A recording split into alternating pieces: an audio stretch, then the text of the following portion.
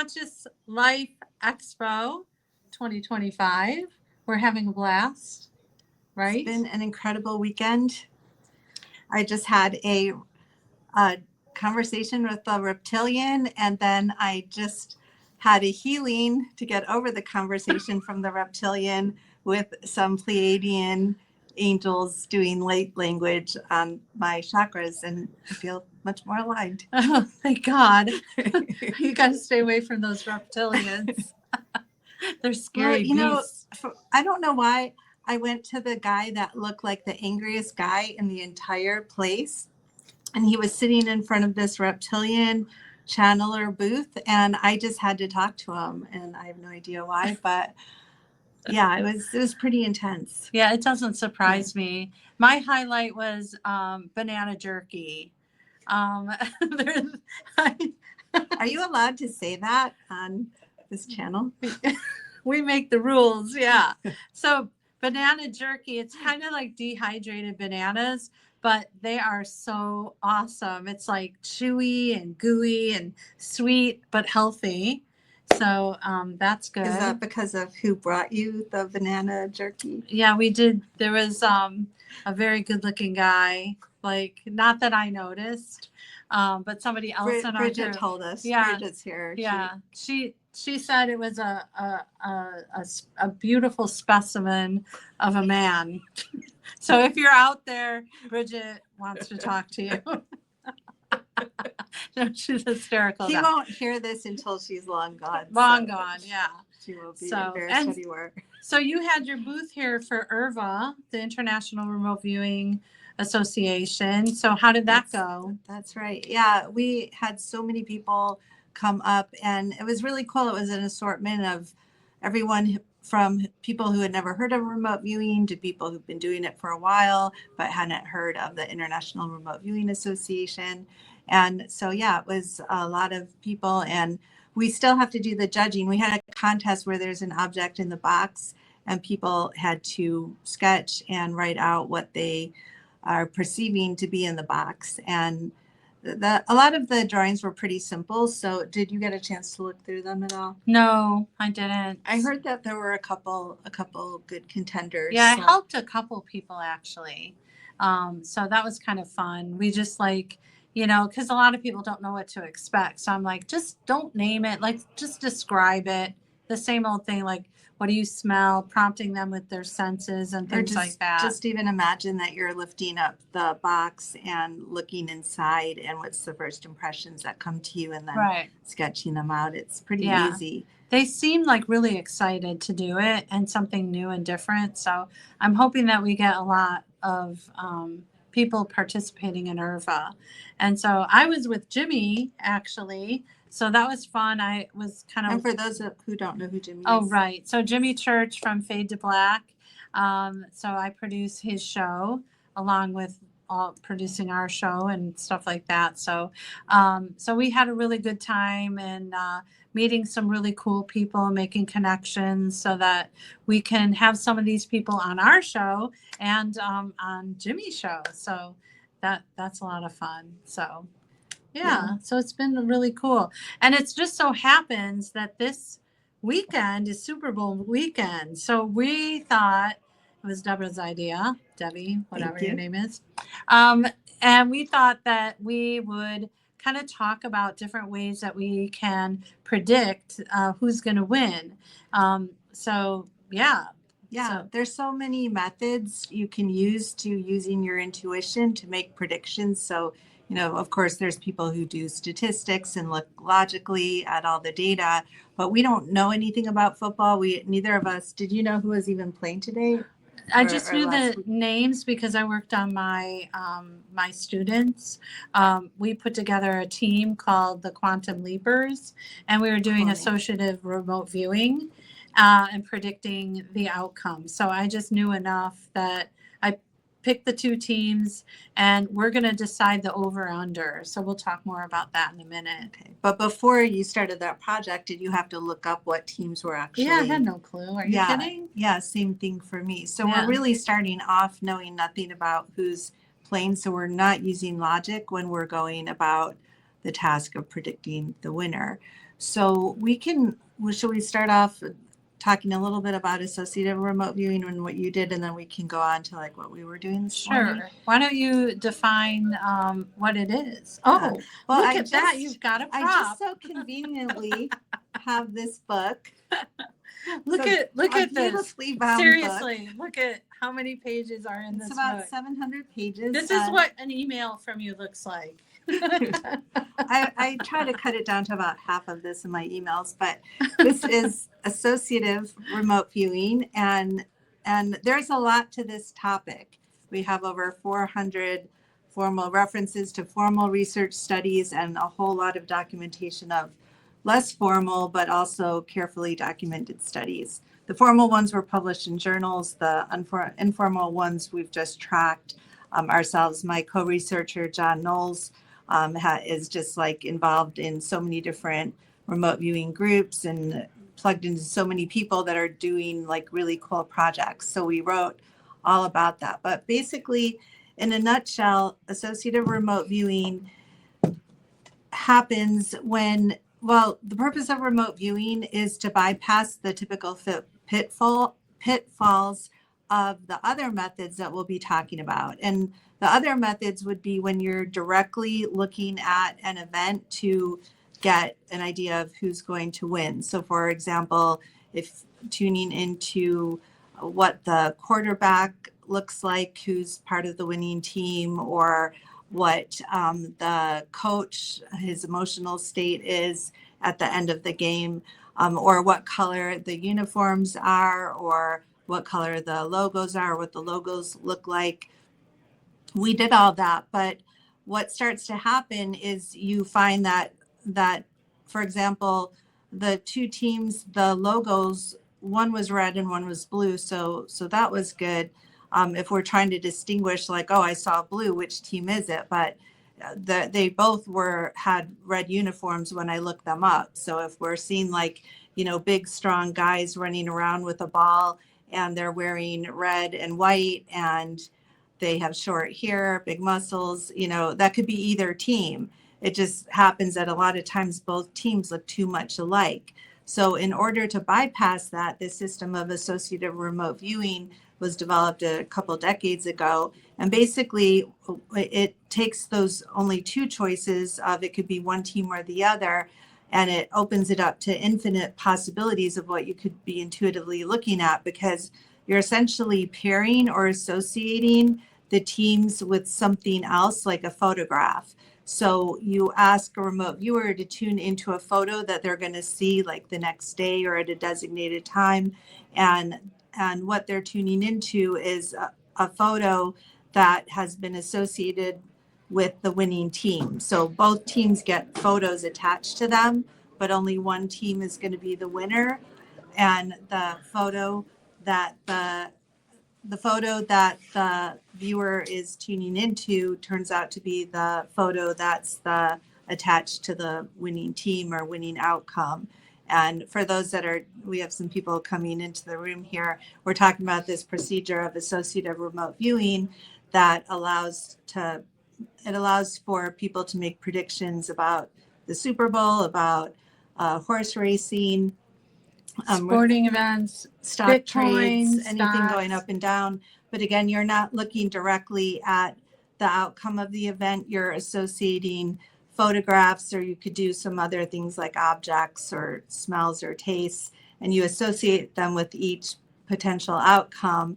And then the remote viewers or intuitives will tune into the moment when they get the outcome, and the one that they tune into, they're describing in the present time, and then they or whoever's managing the project can take their impressions and say, oh, this sounds like more like the photo associated with the Chiefs, or this sounds more like the photo associated with the Eagles. So that's going to be our prediction.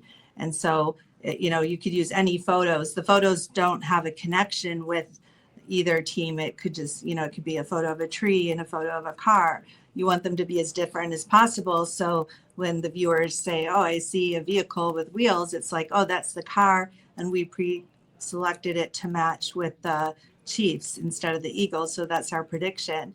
And when the event is over, that's when the viewers get their feedback, and they're only supposed to be shown the winning outcome photo. So if it turned out well, everything's working well in this process, then they would get a picture of the car that was attached to the, Right. the And I winner. wanted to also add what associative remote viewing is good for is any binary target, meaning say you get offered a job and you want to know, should I move or should I stay? That would be another really great way to use it. Don't you think? Yeah, well, And the only thing is it does take like extra work. You know, you have to pre-select what photos are going to be paired with each one, and you have to do extra Well, if preparation it's work. just a job, you have two.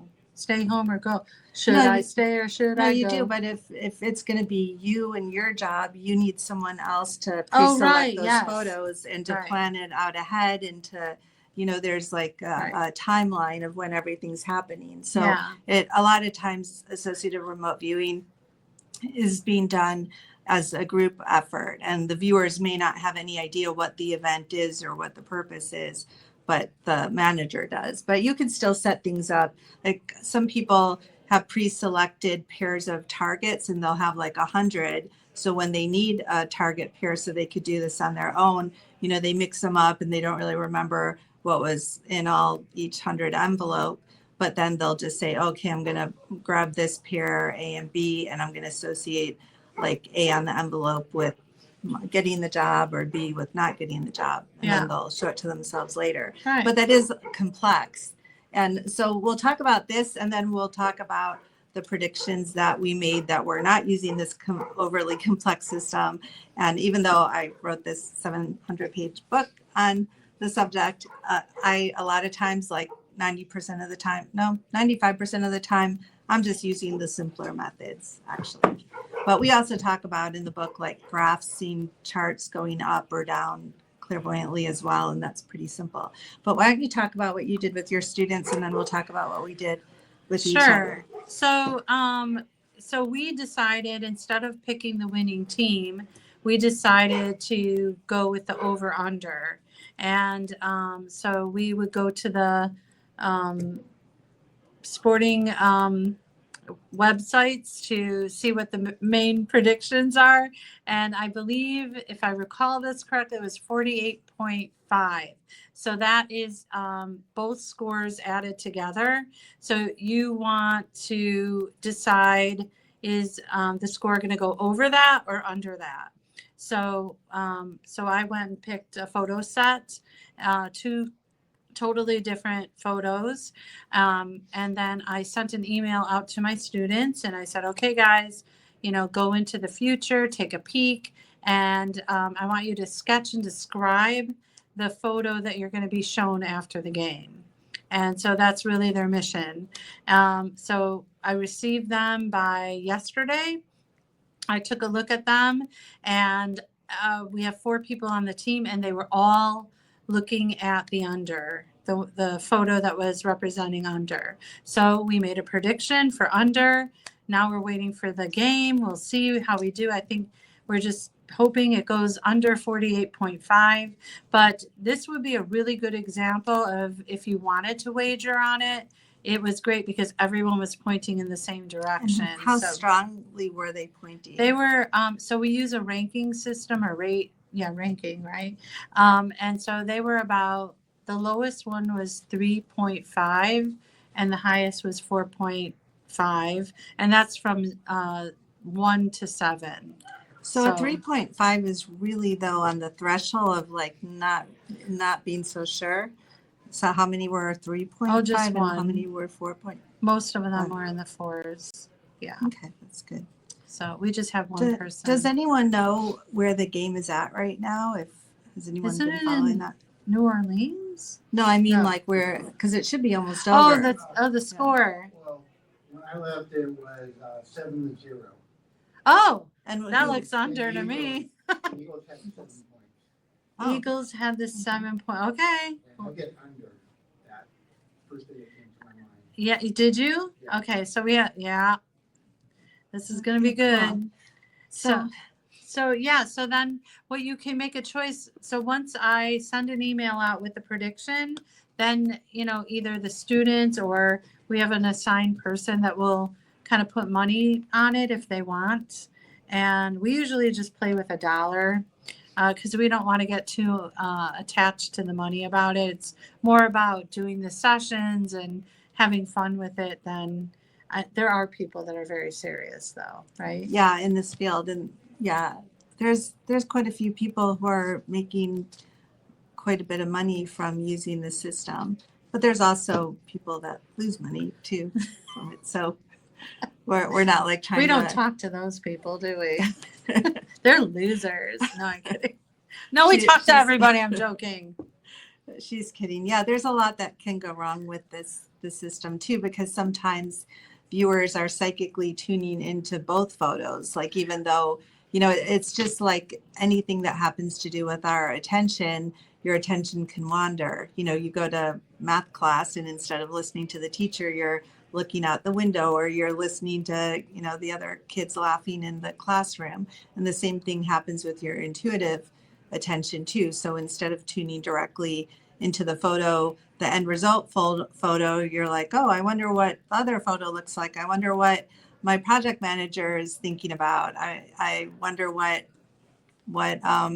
is going to happen when I watch it on TV. And they get all these inputs, and then it is possible to sometimes clairvoyantly see both photos. And if one photo is way more interesting than the other photo, we psychically might be drawn to that.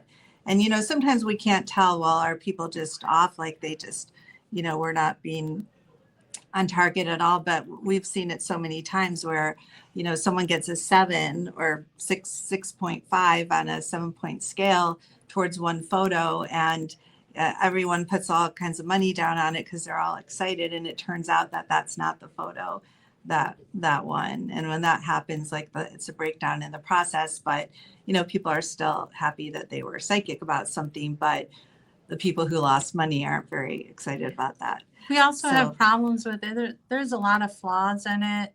I think every part of that system has to be operating at 100%. And so that means even being careful about the photo set that you choose. You'd be surprised when you put 2 photos together. Here's an example, like a simple one. If I were to pick a photo of the water and the water has like a little bit of movement, and then I say, oh, what's opposite of water? Oh, the sand.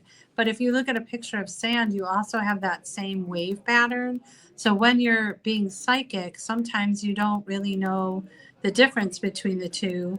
And then it'll be really hard to judge and say, oh, are they looking at the sand or the water? Because they have they'll draw waves, and they'll say lots of movement. Right.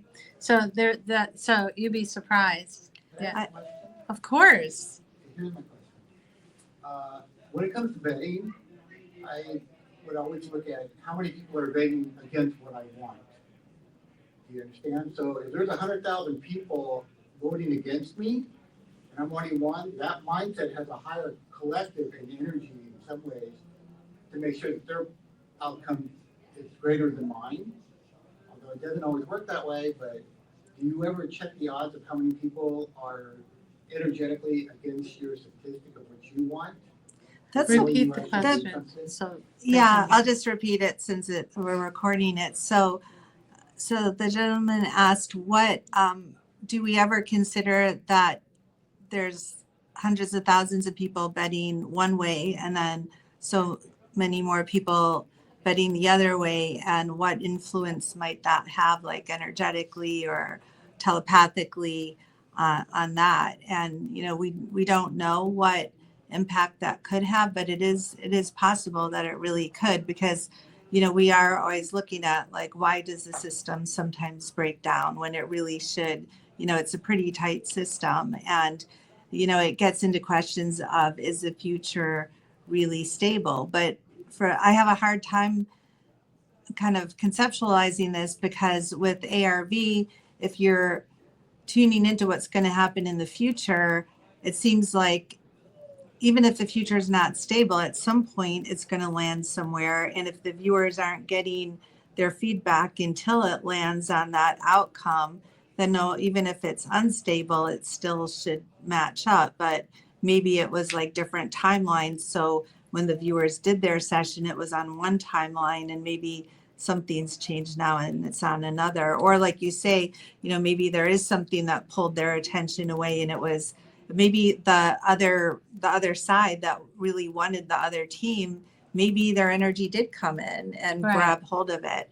I'm glad you mentioned that, because we've been doing this for a long time, and that's the first time anyone's really asked that question that I've heard. And that may really be very significant. What if one side is either wants it more, that one team wins than the other, or that they want it more, or they're just like more energetic or stronger or something like that? I was kind of thinking about the power of prayer.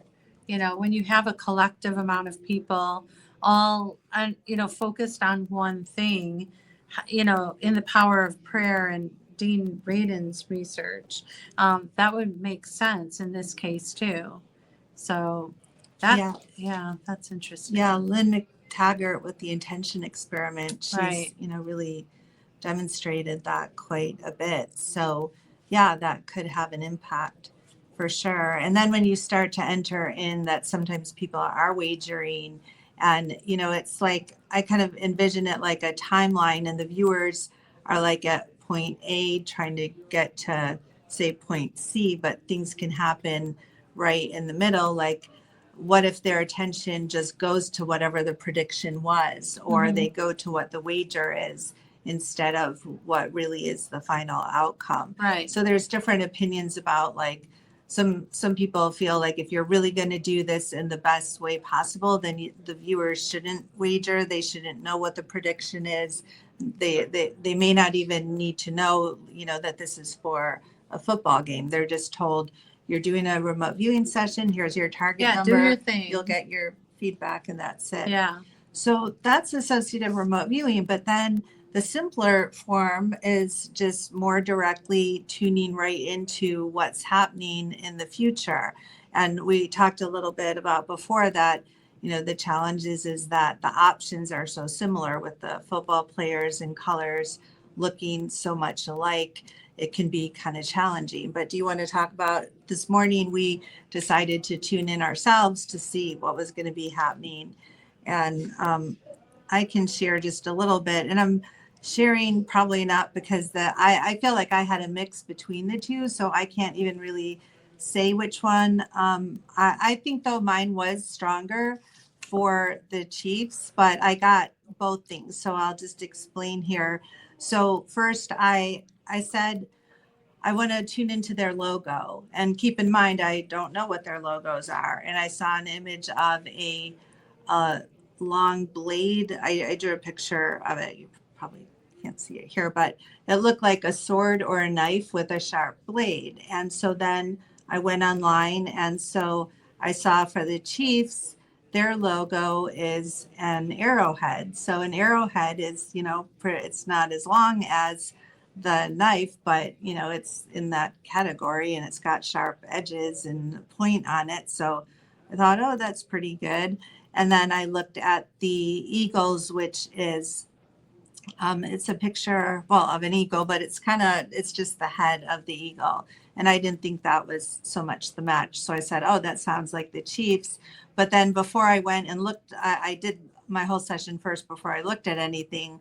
I also got blue, and blue is the Eagles logo. There's no blue on the Chiefs logo. So here I've got a pretty good visual match for the Chiefs, and I've got the color of the logo for the Eagles. But logos and colors are pretty common. And then I said, well, let me see what the winning quarterback looks like. Let me see a defining characteristic. So I saw a guy, he had like somewhat darker skin, and he had what I'd call maybe short dreads.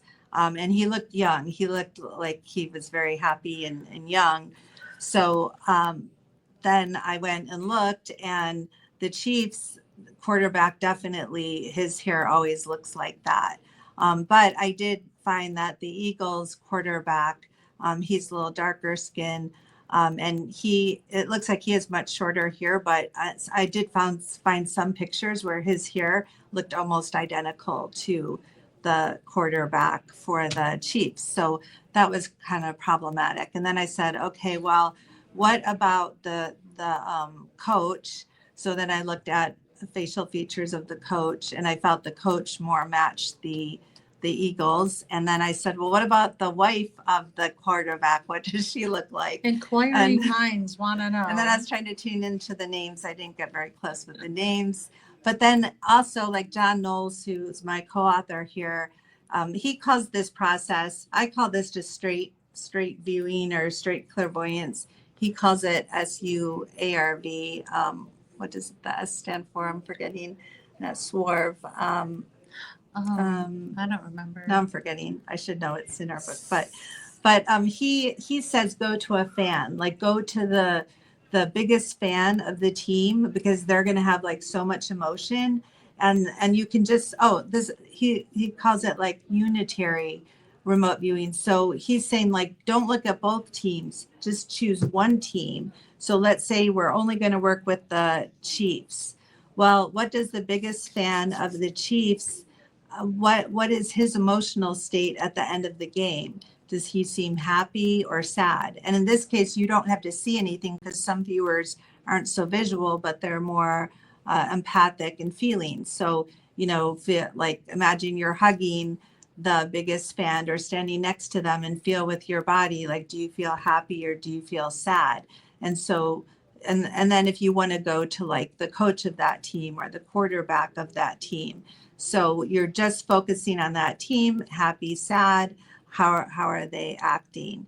But, that's not fail safe either, because, there could be different, you might have someone be sad because maybe someone got hurt, or maybe it's their final game that they're playing. So there could be other reasons why they're happy or sad, but probably, something this big, if they win, you would expect there's going to be some happiness there, except maybe like the biggest fan got kicked out for some reason, they caught the ball and they weren't supposed to do that, or something like that. Or they choked on a hot dog. Just kidding. Yeah, you never know. So You don't, do you? so- sorry, the thing is, in our show, we do other shows where we just try to be serious. But in this show, we're trying to be our natural selves, which, like, jokes like that is our natural selves. But we're also trying to, be professional too. Yeah, there's a lot of So- energy around here too. Yeah.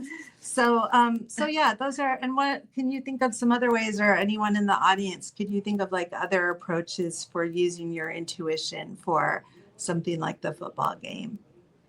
Have you guys used? Do you ever muscle test before or after? That definitely could do that for sure. Muscle testing, he asked about that. Yeah. Have you used muscle testing for predictions yourself? Not for gambling, but for other things.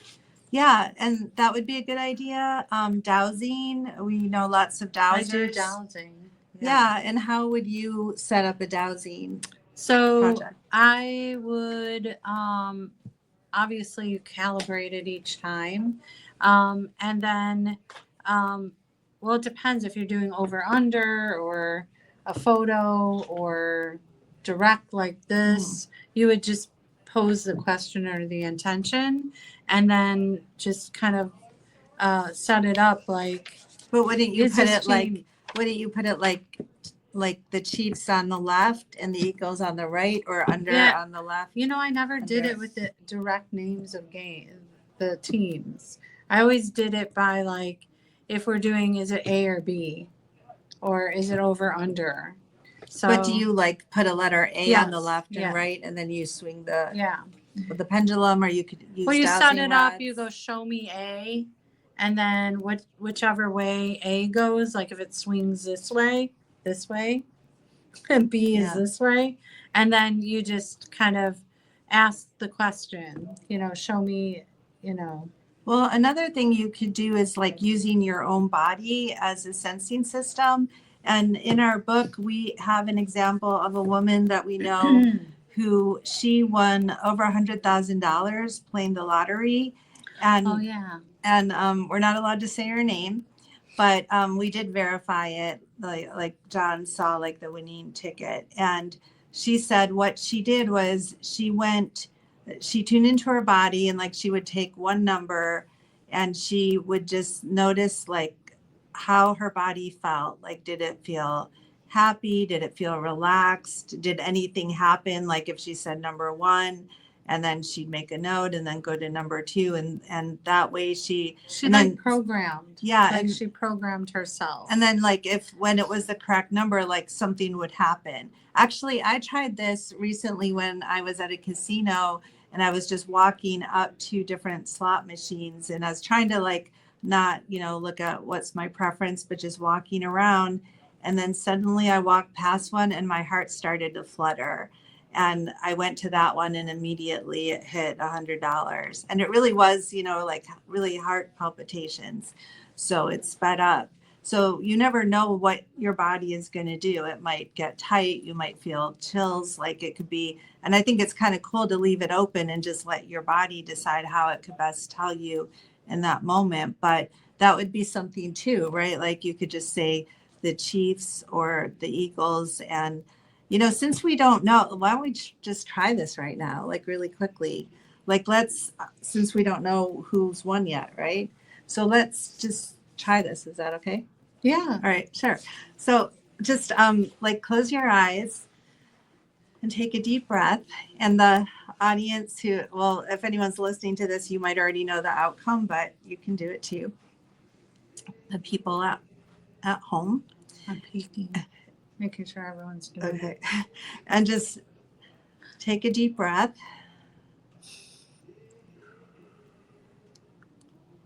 And then we'll say the Chiefs, and you could maybe like just say over and over to you, like to yourself, to your body, hey body, what about the Chiefs? Give me some indication somewhere in my body. Let me feel something if the Chiefs are going to be the winner of the game of the Super Bowl 2025. Just notice if anything happens in your body.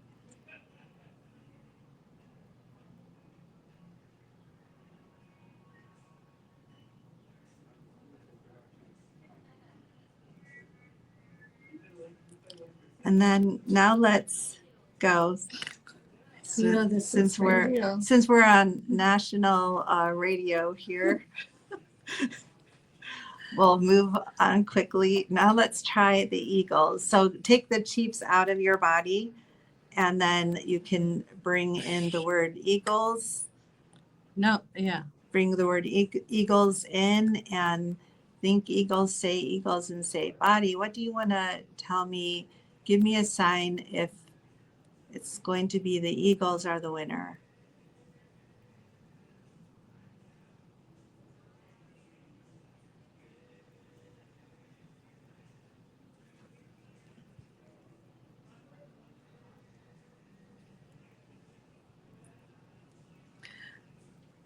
All right, and so moving along, normally we'd give you more time, but did anyone feel anything with either one? Chiefs. Chiefs. Oh, okay. Chiefs. What did you feel? Well, I don't know if it's the air conditioning or what. I kind of get a little bit of a shiver, and that second one I didn't get. You didn't. Okay, so we'll make a note here. So Chiefs. One for the Chiefs. I got Chiefs. And what did you feel? I got a yes. Just yes. I went, is it going to be the Chiefs, yes or no? And you know how when you muscle test? Yeah. Couldn't go down. Ah. Okay, so he did muscle testing. Bridget, did you get? I didn't feel anything in my body, but I got the Chiefs. Did you in my like brain? it? Just like the word popped in, Yeah. or you just, Steve? I got the opposite. I got Eagles. Me too. Mhm. Really? And what did you feel to get that? It's just I didn't know what teams were playing, so I had no idea. But the word Eagle just kept blaring at me. Okay. Well, when you're saying the Chiefs, I had like a head spin, like a spinning experience. I don't know what it means. But when you see like Eagles, it's more like peaceful. Hmm. So I don't know. That's a good point that it like was just, I got a spinning too, but now I can't remember which one I got the spinning with, but I got that too. Lisa, Yeah. I had eagles and I felt something kind of on my, like, I don't know, like feathers on my head. Oh. My hair. That Maybe makes, it's the air conditioning. it could be. It's freezing in here, man. Now, do any of you know, and probably people listening are like, really, she's going to ask this, but can you ever have a tie? Could there be a tie? No, because they'll go into overtime. They'll just keep going until one Yeah. team wins. It's So- probably, I wouldn't be surprised though, if with this level of closeness that if it was like You pretty know, close, in but the sometimes Super it Bowl, is. the teams are very hungry because, you know, it's not like a normal game, but the Super Bowl is like special. It's like the Academy Award, you know, it's like the big thing. So they're like, usually in the game, it's kind of like they're fighting like this and the game kind of goes like this. So it depends. But should I Yeah. tell about what I got this morning? That Sure. weird thing? Sure. About, do you know what I'm talking about? Yeah. So Debbie was telling me, you know, kind of prompting me for what I was getting to tune in. And the first thing was, again, I didn't know the logos or anything, but I saw the side view of a lion with its arms, like its paws like this, kind of like. And so I tried to draw it, but I'm not really good at drawing. It looked kind of like one. Kind of. And then we looked at the logos and it was the Eagles. It's a side view of the Eagles, which I was kind of, oh, okay. So then I looked and then she asked me to take a look at the coaches. And so I described the coach as skinny and scruffy and, you know, things like that. And then I did a search to see the two coaches, and what popped up, which this is probably displacement, I'm not sure, but what popped up is yesterday the ex-coach of the Eagles died. He passed away yesterday, and he's an ex-coach, and he had a logo on him of the lion. Yeah, in the picture, it was 'Cause the he's- exact picture she had seen in her mind, but it was a lion facing to the side on his shirt.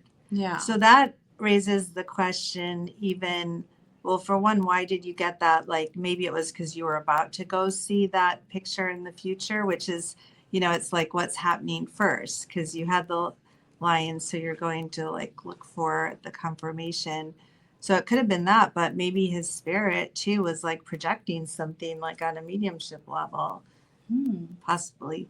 But also the two coaches, the coach for the Chiefs is much heavier than the coaches for the Eagles. And I felt like I was looking at a thinner guy's face for the Eagles. So we don't know, like we're using a thin guy's face because you actually were looking at the right target. You know, we're trying to assess things before we know the outcome. And really, when you do this, it's way better to, you know, just do it and wait for the outcome and Yeah, then usually, assess it. right. Does anyone, can anyone look up the score right now? I don't get internet. Oh, you can't get Oh. internet? I can try Okay. to look it up here. It will be interesting. So. Yeah.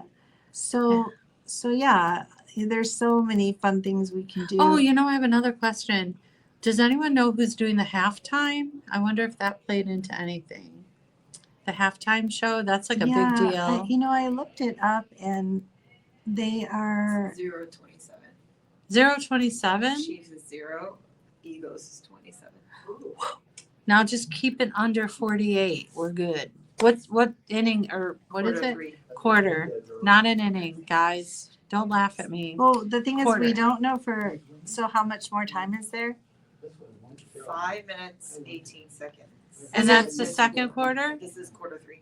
Oh, 3? So Oh, there's still okay. so we, you know, be careful. We don't know the outcome yet. And this is why we don't want to even like look at stuff until it's done. Like it's fun to look at stuff, but you know, if we want to be careful about it, because things could change. I'm sorry, I just realized that they have a second half. So the Eagles could be winning the first half, but if you don't ask specifically, I found out on question, then on the second half, they might come back, the Chiefs and just win. It's been known to happen. So yes, you could say who's winning now. We could all say, well, the Eagles, and they could be winning. Yeah. But it's actually who wins the final game. Yeah, I think So it's Vegas on that actually, mindset. if you're gonna wager in Vegas, they do separate like by halftime or quarters or Yeah. they have different bets. You can on make the yeah. halftime prediction. Yeah. Yeah. So, and that would be something, we could decide to do as a prediction. So, when you're doing this work, it's like you can see there's two things. There's one, how do you set up the overall project? And, it's all from who are we going to have as the viewers? What method are we going to use? When are we going to, what's the timing of this? Are we going to do over, under, halftime, the full game? And so that's like the overall setup of the project, and then the intuitive methods within it. Mm. And yeah, there's a lot to it for sure. Well, does anybody does anyone have any questions or anything you'd like to share? Yeah. You mentioned something about Bitcoin. If you wanted, like I'm in a stock market class and I'm learning trading and they're saying it's all odds. You're going to win some, you lose some, but they always talk about your edge.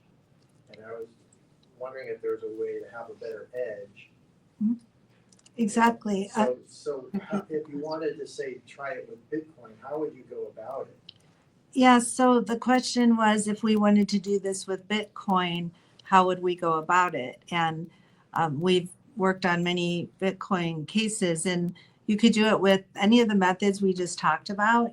So instead of having two teams or over underscore, you can say, is Bitcoin this month, like maybe is about on February 25th, is Bitcoin going to go up, or will it be higher than it is today or lower? And then the exact same thing that we did. But you can also add in charts and graphs. In our book, we have this chapter called Wowzine, and we named it that because there were different groups of us who we hadn't talked to each other, but we had clients who wanted to know about stock movements and Bitcoin, and we just naturally came up with this method where you sit there and you close your eyes and you let a graph appear, and the graph will show if it's going to go up or down. And sometimes it's very volatile, and sometimes it's really clear. And then you get a picture of it and you could draw it and give it to your client. And I'd say in a way that's, I don't know if you'd call that like associative or just direct, or the graph is representing the movement of the prediction. And when several of us have done that, every single time our client that it's a hit, our clients will write back and they're so impressed. They're like, wow. They always say, wow. And in fact, I had a client where the chart itself actually looked like the shape of wow. And he wrote wow because it did exactly, I said it was going to go down and then go up, then go down and then go up, but a little higher. And I drew that. And that's exactly what it did. So he said, wow. And then this totally other independent viewer, Julia Mossbridge, who's also a neuroscientist and researcher, she did the same thing. And she had so many clients say, wow, that she named it Wowzine. So it's like, wow, everyone is coming up. They're really impressed with this. So of course, things can go wrong with that too. It's not fail safe. What I found was I had a client who he asked me to say if at the end of the day, if the stock market overall, the S&P, was it going to close higher or lower than at the start? And I did that, and I gave him some additional data he hadn't even asked about. And then he got really excited. And the next day, like, he wanted to know like 3 different things about what was going to happen. And he started just like so much complicating it for me. And I wanted to get it right because, you know, the pressure of having someone lose money is so intense. So I was basically like up all night long, like checking and double checking and trying to get like, because he was like, oh, well, if you could see how it's going to close, then look at it, how it's going to open. And I had no sleep. I got a headache and I was just like, you know, this is just too taxing for me.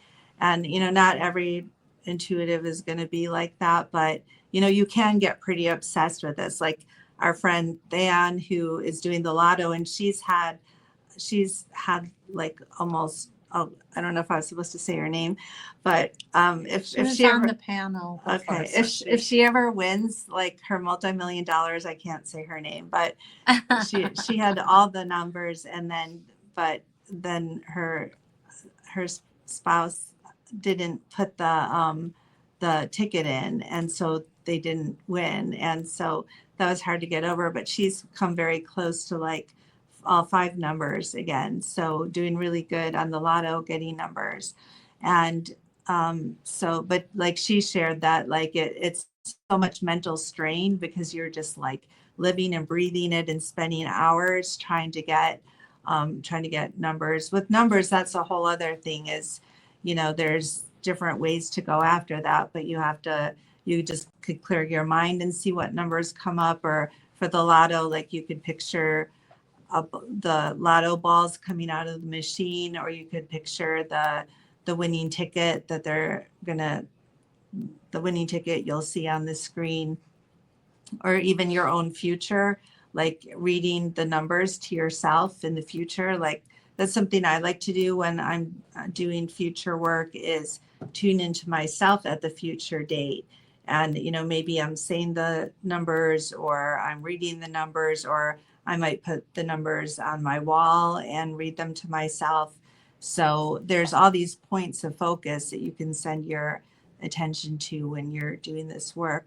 But back to the Bitcoin, I have clients. I have one client, and I'll just say his name is George. Hopefully he's not listening to this, but he knows, like he has like millions of dollars invested in Bitcoin, and he'll ask me like how it's doing or how it's going to do. And like last year I was like, you know, just get your money out, like get it out within the next month.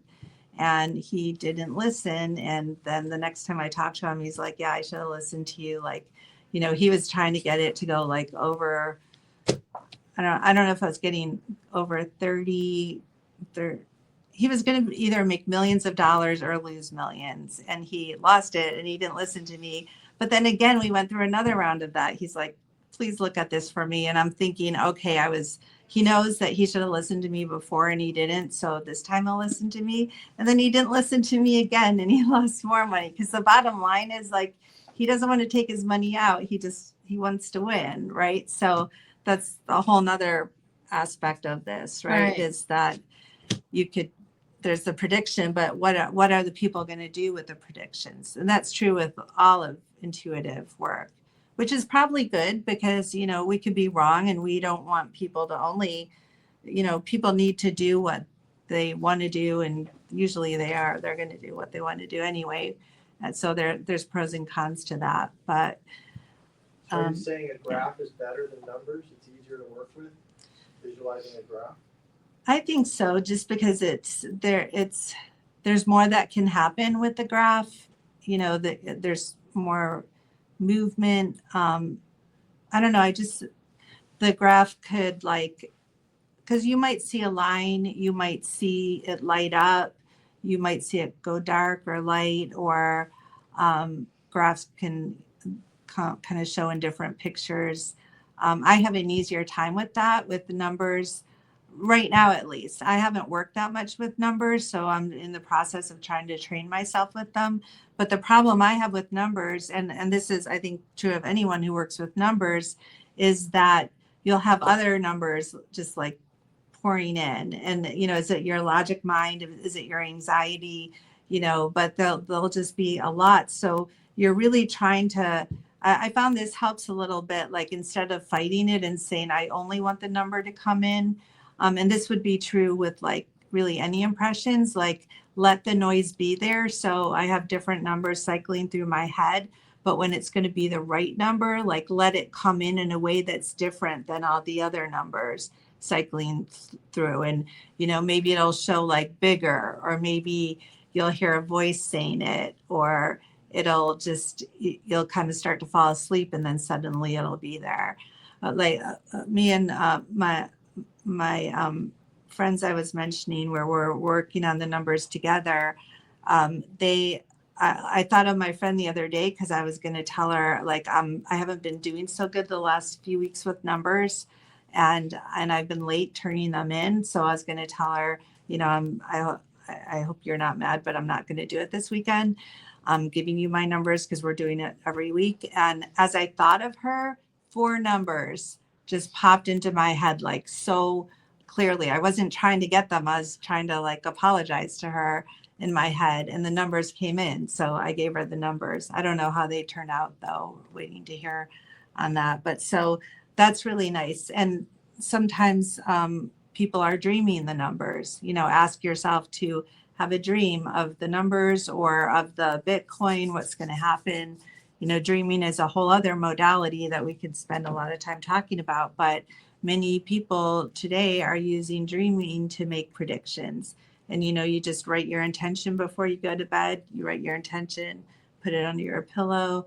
And then when you wake up in the morning, you'll be able to record your dream or sketch any images that you got. And do you want to tell them about like the project that we did? We did a year-long dreaming project. We did, and it was with the associative remote viewing. So yeah, just what you said, we went to sleep. I think it started like on a Friday night, and we set the intention to have a dream of the photo that they're going to show us the next day. But we had some really cool things happen, like shared dreams. You and I, we had one where we were seeing each other from different perspectives. So like I saw you sitting at a table with John Knowles, her co-author, from a particular place, and you saw me from sitting at the table, right? And then looking at me out. So it was kind of weird, right? Yeah, and I had another dream where it was like there were 2 photos, and Michelle like walked over and she said, "That's the right photo."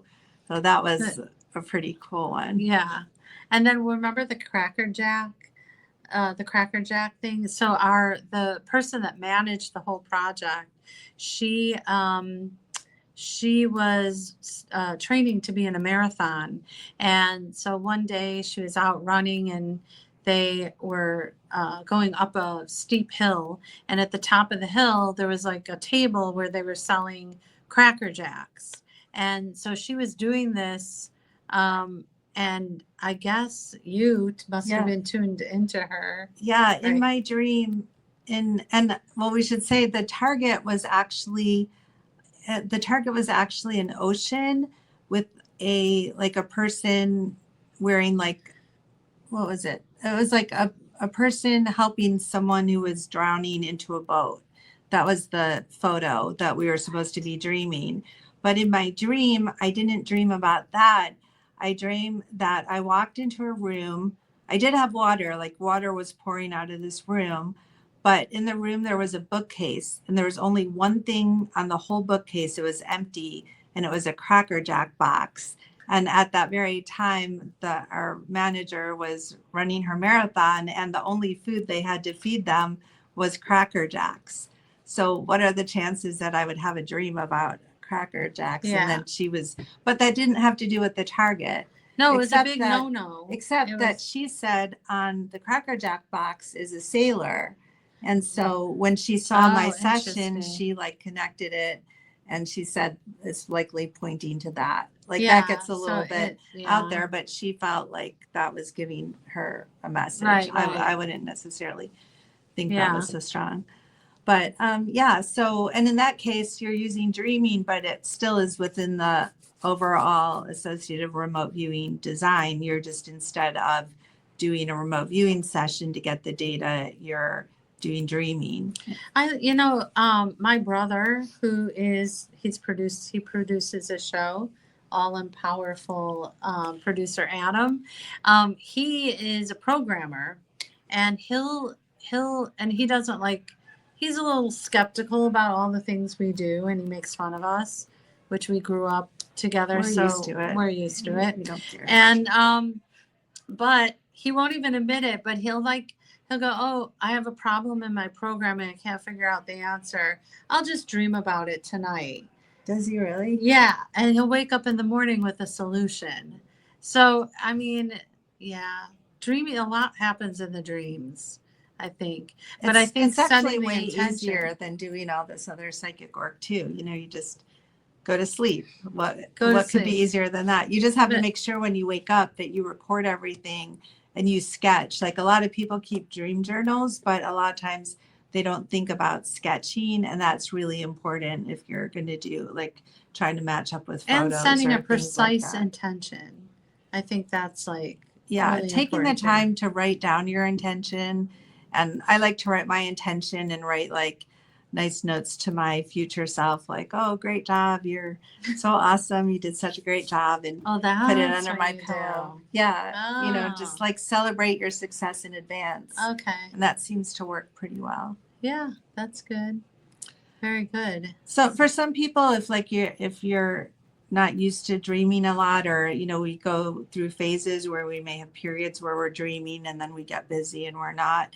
Sometimes doing this, it might take 2 or 3 times to get a result. So if you try it and you're not successful, don't give up. But what you want to do is, even if you can't remember a dream, just ask yourself, how do I feel when I wake up? Like, if I could remember my dream, was it a happy dream or a sad dream? Like, just write anything down and do that for a few weeks, and then It'll definitely start. Yeah. you'll Or definitely just take some have a mugwort result. tea. Does that really work? Yeah. Mugwort tea. I got high on mugwort tea. Really? You want to hear the story? Sure. Okay. We have a couple One minutes left. final story. One and final story. So someone told me that you can have lucid dreams with mugwort tea. So I made some mugwort tea. I'm just going to say that 5 times. Maybe there'll be a sponsor. No. So I had it, and I had a We really need a sponsor really bad. So so I went to sleep. I had a great lucid dream. So the next night I'm like, well, if 1 works, 2 is going to be better. 2 is always better. Yeah. So I put 2 tea bags in with this much water, and I was like kind of high, and my son came in to say, I'm home, and I'm like, oh, cool, man. Gee, and he's like, what's up? I'm like, I was thinking I should play the ukulele. And he's like looking at me like, so then play the ukulele. I'm like, okay. And I went on Amazon and bought a ukulele. It's never good to go on Amazon when No. you've had mugwort tea. Or, Yeah, that's right. And so now I took up ukulele. So maybe on one of the shows I'll do a little ukulele. I could take out my harmonica. We could do a duet. Oh my gosh. What? Yeah. Yeah. Okay. We'll surprise everybody with that for sure. So All right. Well, thank you. Thank you to our TV audience, and thank you to our everyone live here. audience is so cool. This is our first show we've ever done with a live audience, and we really, It was so much fun. Appreciate your Such a great attention. energy, right? we appreciate your questions too, and that you were so kind to be here with us and Yeah. take pity on our poor souls. Take pity on our sort. And yeah, when you get home, subscribe, tell everybody about our show. And we're going to be doing some ASMR. We're going to be talking about Ingo Swan. We're going to be doing nudist camps. But we're not- calling nudist We're camps. not going to do the show nude though. No. But Maybe we'll find you could. someone. I'm no, not. but we'll find No, somebody. I don't want No, we're not. No, definitely no. So, but everyone, thank you so much. Hoping producer Adam's there, ready to sign off. And goodbye, everyone. Bye. Bye. All righty. Yay! Everybody. Okay. And if you didn't sign up, we'll just go off. We can edit that out. Thank you so much, guys, for being